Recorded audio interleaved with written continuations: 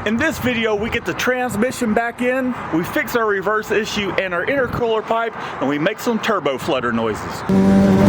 Let's go.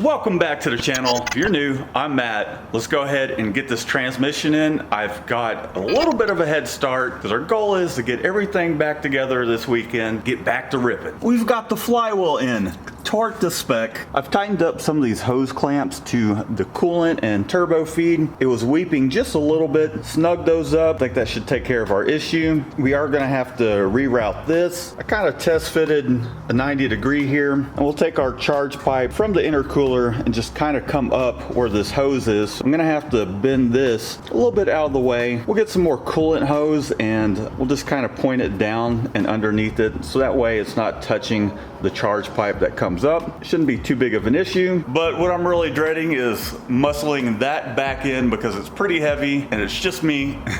But we're gonna make this happen. We're gonna top it off. We've got some AMSOIL 70 weight. I believe it's 70 weight. Here's the stuff I'm gonna toss in it this time.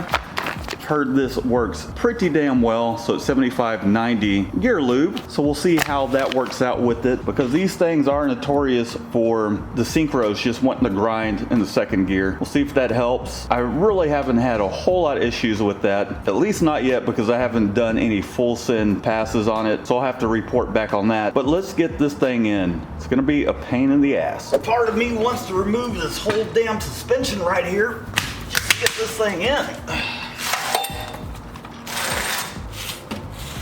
Come on, you son of a bitch. Well, you're getting closer to your home. About a second set of hands, I could, this wouldn't be too bad. Doing it Lone Ranger style is a pain in the ass. We're trying something a little different this time. I've got some chains bolted up to the case. There's one there on the back side where the seal housing is. And we're just slowly cranking this thing on up. Although I'm having to use two hands, one hand to just kind of hold on here. Working smart, not hard. And keeping this jack underneath it, raising it up just in case. And we're just gonna work this thing on up. It's a tedious process, but it works.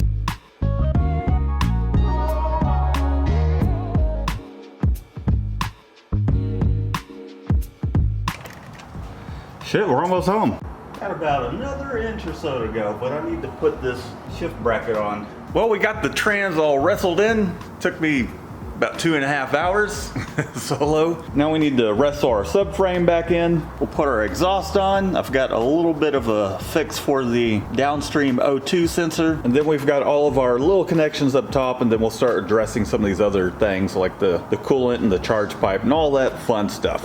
So let's get after it.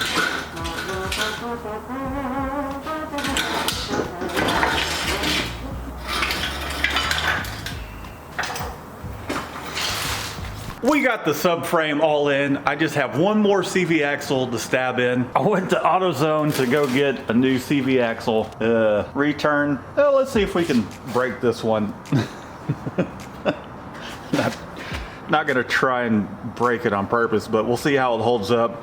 This is the AutoZone one. This is a stock one. The reason I'm replacing it is because the boot does have a little bit of a tear in it, so it's slinging axle grease all over the place. And it's kind of making things look a little nasty under here. That's not too terrible, but I don't want it to get worse. So let's stab the axle in, top the trans off with our AMSOIL fluid, gear oil, whatever you want to call it. I've bent this up, got some rubber hose, so we'll get that all situated, and then we'll get our charge pipe situated. I think I might try it without the blow-off valve this time, just to kind of see how it acts, to kind of get that turbo flutter sound. We shall see, but we'll get it back up and running here, and we need to toss our exhaust on. Pretty easy. And one of the things I'm going to do here in the near future is install this Flowmaster FX muffler. I've had one of these on the previous setup. Loved the way it sounded. It was pretty aggressive. I guess it's kind of mild. It kind of helps tone things down, and I'm kind of wanting to get rid of some of that rasp. So we've got ourselves a 3-inch, and this is a straight through design, so that way we can just get the sound levels down just a little bit. We'll do before and after video,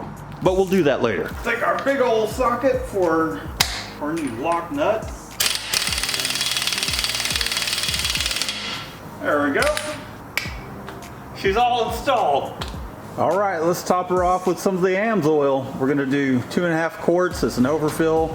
I believe it calls for a 1.8, somewhere around there, but putting 2.5 quarts helps keep these transmissions cool because they're notorious for running a little hot. And the kids love it too. Pour it in there and eat. Oh yeah, smells good. Good old gear oil. Good to the last drop. Got my lovely assistant here to help lead the clutch. Yeah. Along with her puppy. Yeah, pump it like 3 times and then hold it down. You're doing the clutch, right? Yeah. The one to the very left. Yes, I know. Very far away from me. Scoot the seat up. We're at an ankle. Oh, okay. You holding it? Yeah. Heard. All right, just keep holding it. Holding. All right, go ahead and pump it. All right, you hold it to the floor. You hold it? Yep. All right, go ahead and pump it. Okay, hold it to the floor. Okay, I think we're good. Nice solid stream. I hope I can still say that when I'm 80. I'm gonna toss the battery box back in, along with the battery. We'll get the charge pipe situated in the coolant lines, and then we'll go for a test drive. Can you what? Can I give the rest of that chili to Apollo? Yes. Can you rip one for us? A piece of paper? No, rip ass. I'm telling you, I can't do that on command. Oh, look at that. For those of you that have been watching for a while, last time we took the trans out, we saw that this was broke, and we finally got this busted piece out and the new one in. Took me having to remove the transmission again to toss it in. We have the battery box in, and I just started mocking up the intercooler piping. This bitch is pretty much done. Let's go ahead and take it for a spin. All jokes aside, this is kind of giving me a good idea where I need to be, where I need to cut this piece of pipe. I'll pretty much just cut this tubing here, here, and here. Toss it down in there, extend it, connect this piece here. We'll have about 4 welds that we need to do, and then we can start kind of thinking about a blow-off valve. I know I said that I'm going to try it without the blow-off valve, which I'm still going to do, but I still want to figure out where I can put one just in case, because turbo flutters, it's not the worst thing for turbo, but I still would like to have a blow-off valve. And look at this. Look, this is 3.5-inch tubing here. Look at how much bigger this is. Oops.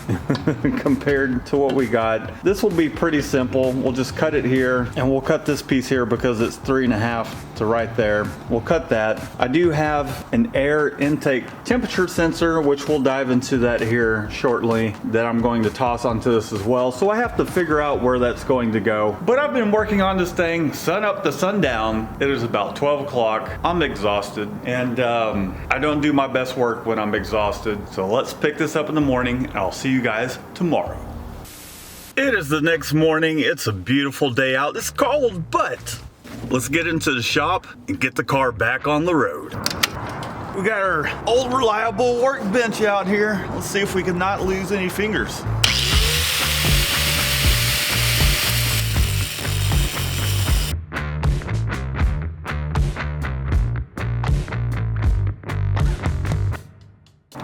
So cold, my fingers hurt.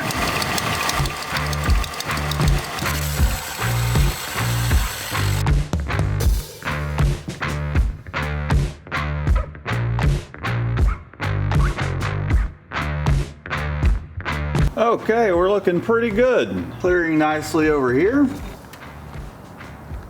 Plenty of room, and I think we need to cut this guy somewhere right down there. Then I will trim this one down. We'll kind of tape this piece on, and we'll take a measurement and see how much tubing we need in between the two. I got that piece all trimmed down. Looks like need a piece that's about 5.5 inches, so we'll cut that. We'll mock it up, and we'll start tacking this thing together, and we'll test fit it. Well, there we go. Looking pretty good. I think I might shorten this side a little bit just to kind of tilt it down. Starting to get a little tight over here though. Hell, I could possibly just shove that tube further down in there. But let's make some marks and go ahead and tack this thing in. Let's tack her up.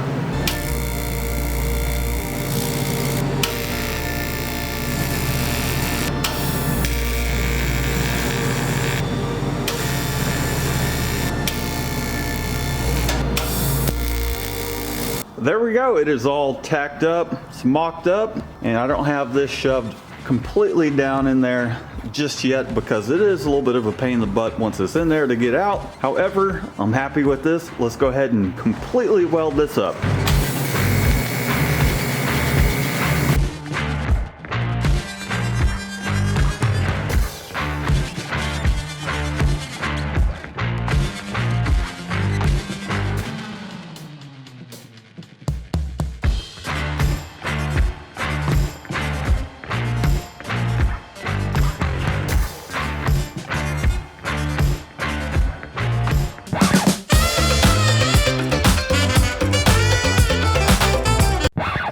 Yep, this bitch is good to go. Let's toss her in the car.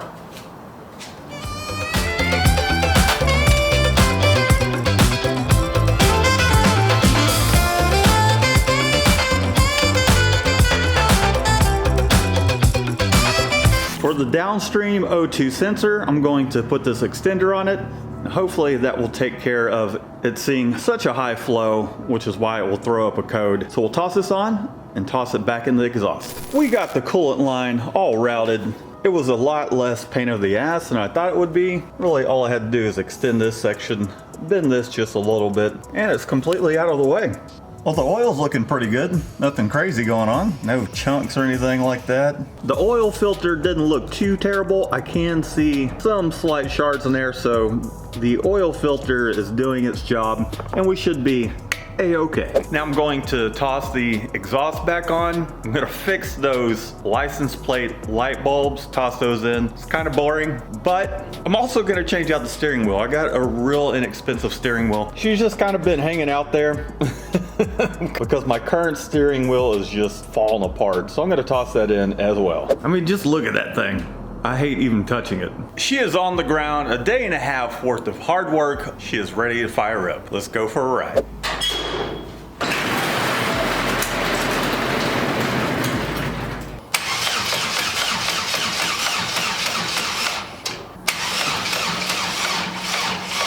Of course, the battery's half dead. Seems about right.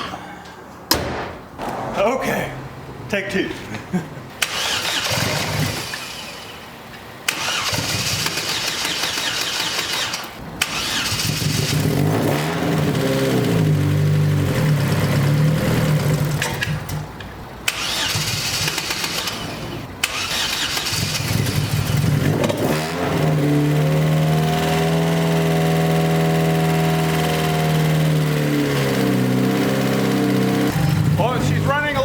Because it's a little lean, so I need to adjust the idle. Finally got her idling right. I turned up the base idle fuel pressure, but let's take it for a ride. I got to reset my tables in HP tuners because I had to install a new hard drive, so I lost a lot of stuff, but we'll take her to the corner store real quick and then we'll get all that situated and then we'll go for some pool. Okay, we're gonna take a little bit of a spin. I need to hook up the backup camera so I can actually have a backup camera. I thought you said you don't want a backup camera. I changed my mind. If it's gonna do that every time I put it in reverse, then yes, I do want a backup camera. Yes, it's noisy. Huh? It's noisy. It's noisy.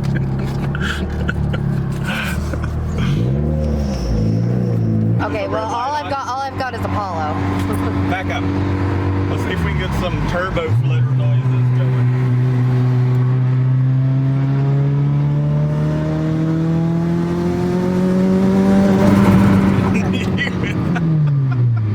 That sounds so cool. The dog's back.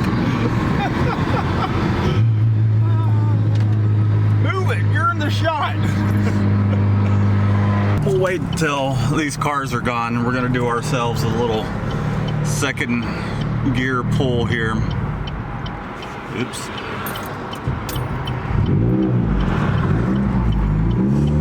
All right, here we go.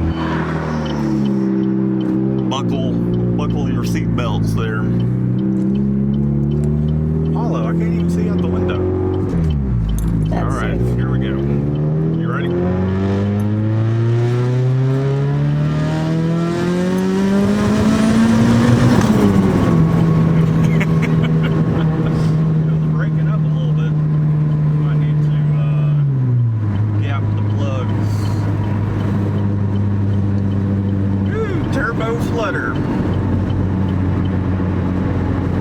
you think about that?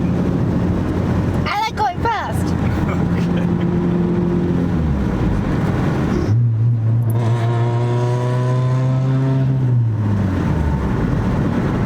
All right. We'll do some more stuff later. She is back up and running really well. Let me know what you guys think down in the comments. What you think about the turbo flutter noise and your opinions on running without a blow-off valve. Don't forget, we are giving away a GT35 Turbo.